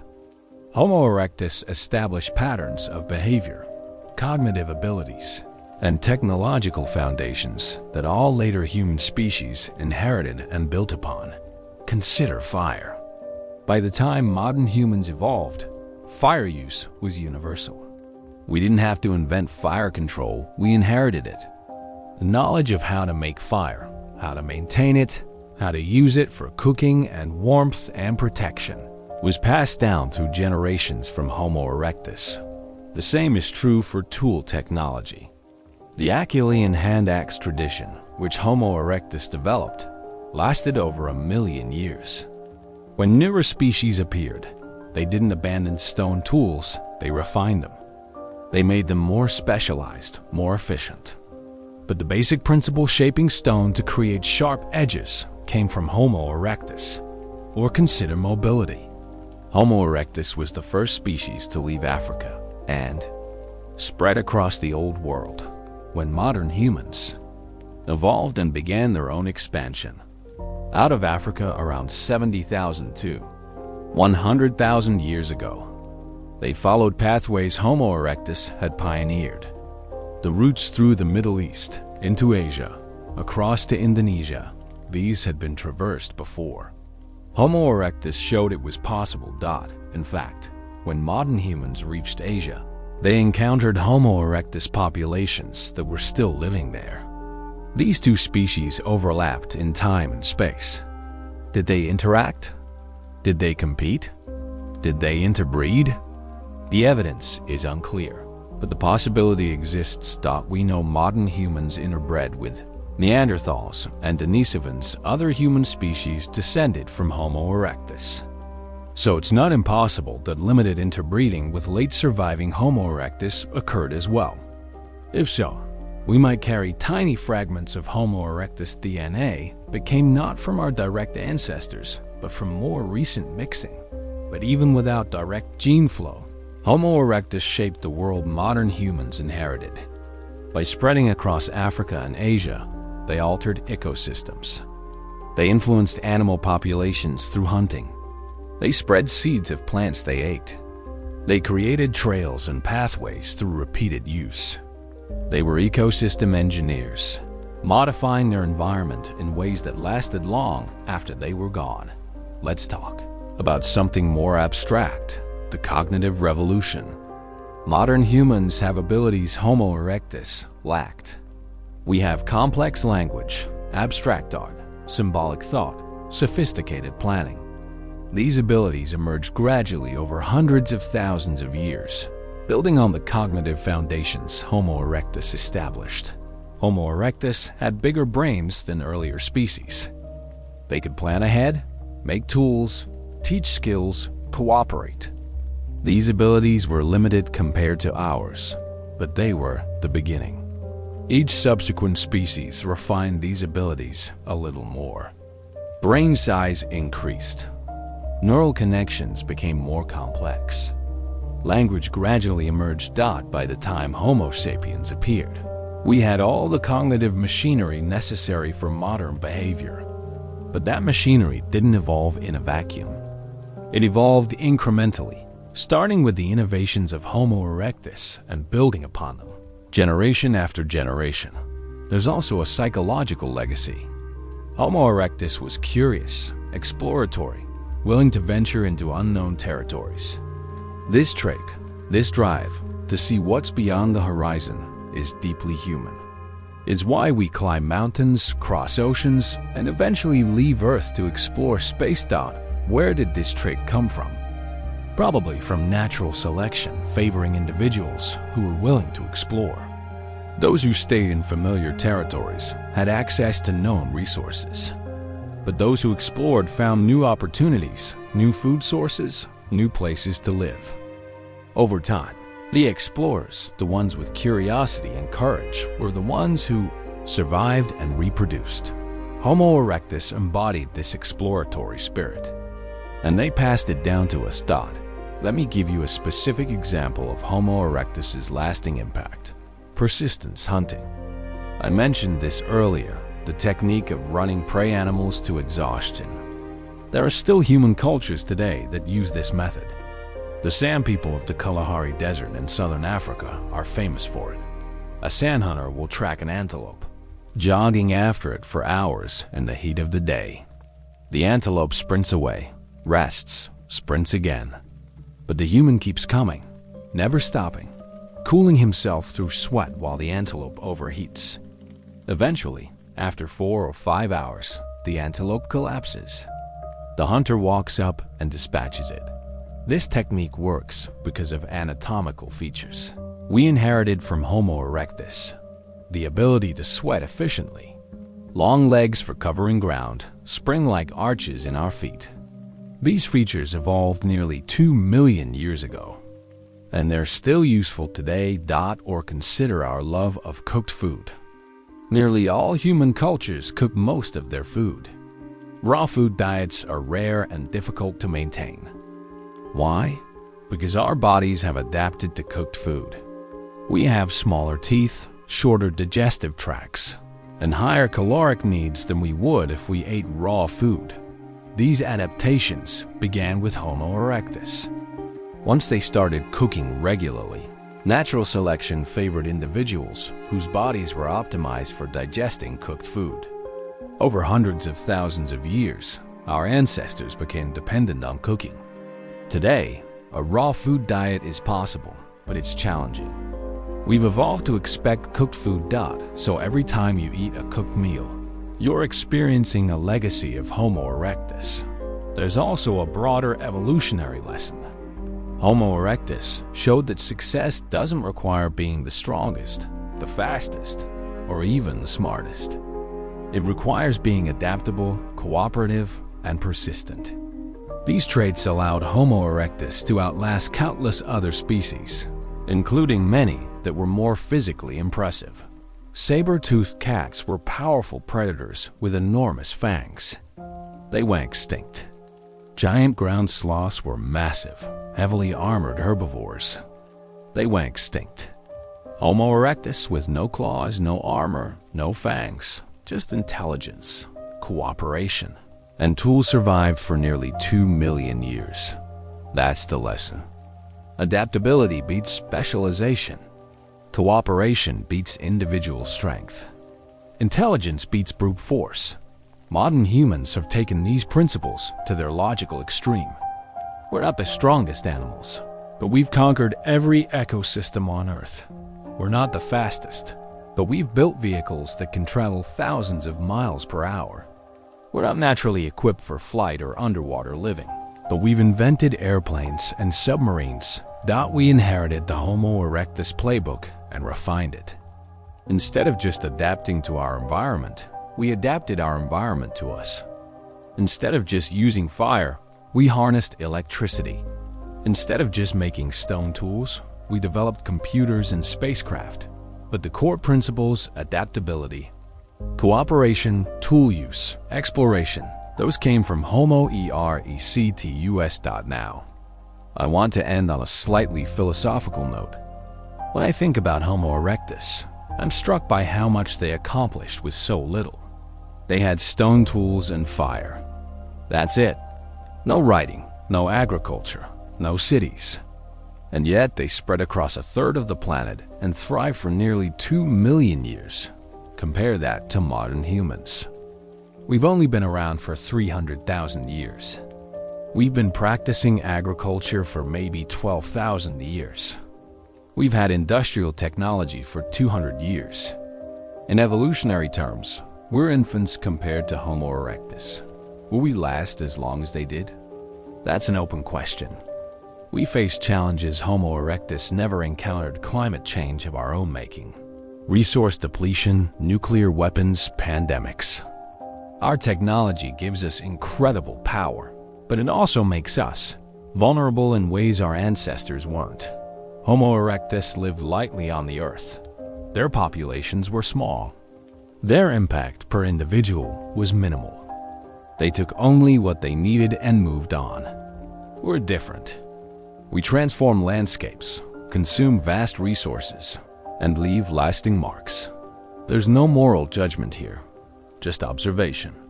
Homo erectus survived by adapting to their environment. We survive by adapting the environment to us. Both strategies work, but they have different consequences.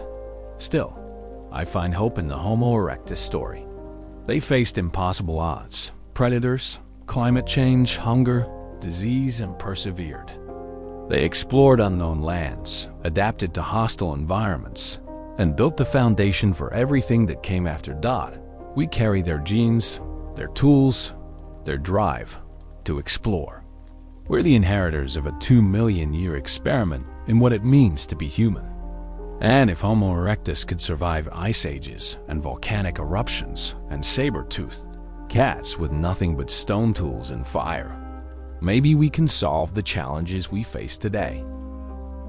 They were the first true global explorers, the first species to look at the world and say, we can live here. All of it. And they were right. So there you have it. The story of how Homo erectus traveled beyond Africa, and in doing so, changed the trajectory of human evolution forever. We started in East Africa, where Homo erectus first appeared about 1.9 million years ago, taller, more mobile, with bigger brains than any species before them. We watched them leave their ancestral homeland and walk into the unknown, following rivers and animal herds, adapting to new environments, pushing the boundaries of what was possible. We followed them through the Middle East to Georgia, arriving there just 100,000 years after they first evolved. We traced their steps across Asia, reaching Java and China and establishing populations that would last over 1,000,000 years. We saw them control fire, refine their tools, develop social bonds that allowed them to survive and thrive. That we watched them face impossible challenges, ice ages, predators, starvation, disease, and overcome them through adaptability and cooperation. We saw them reach islands that seemed unreachable, colonize environments that should have killed them, and persist when countless other species went extinct. And we recognized that their legacy lives on in our bodies, in our behavior, in our drive to explore and our capacity to adapt. What strikes me most about this story is how improbable it all was. A species that evolved in tropical Africa with no special adaptations for cold somehow survived glacial Europe. A species with stone tools and no boats somehow reached remote islands. A species that existed for nearly 2 million years left descendants, us, who would eventually walk on the moon. Homo erectus didn't just survive. They thrived. And they did it by being flexible, curious, and cooperative. These aren't exceptional traits. They're the core of what makes us human.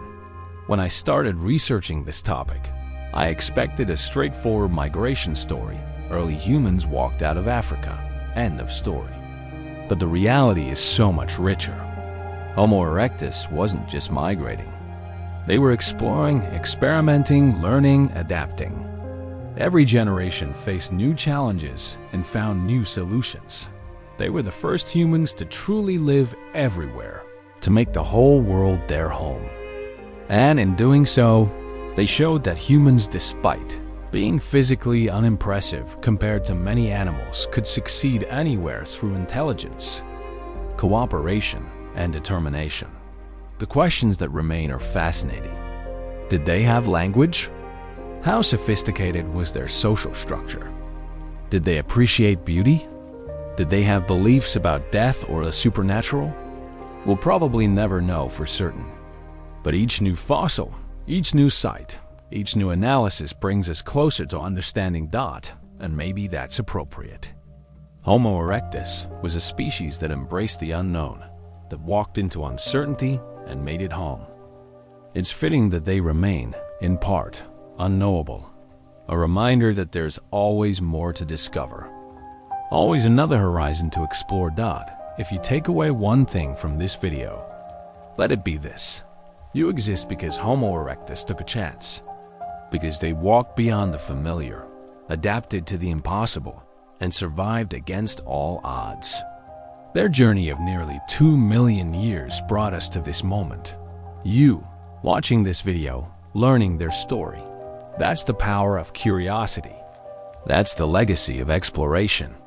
That's what happens when a species looks at the world and refuses to accept limits. Homo erectus traveled beyond Africa. And in doing so, they carried humanity with them forward, always forward toward everything we would become.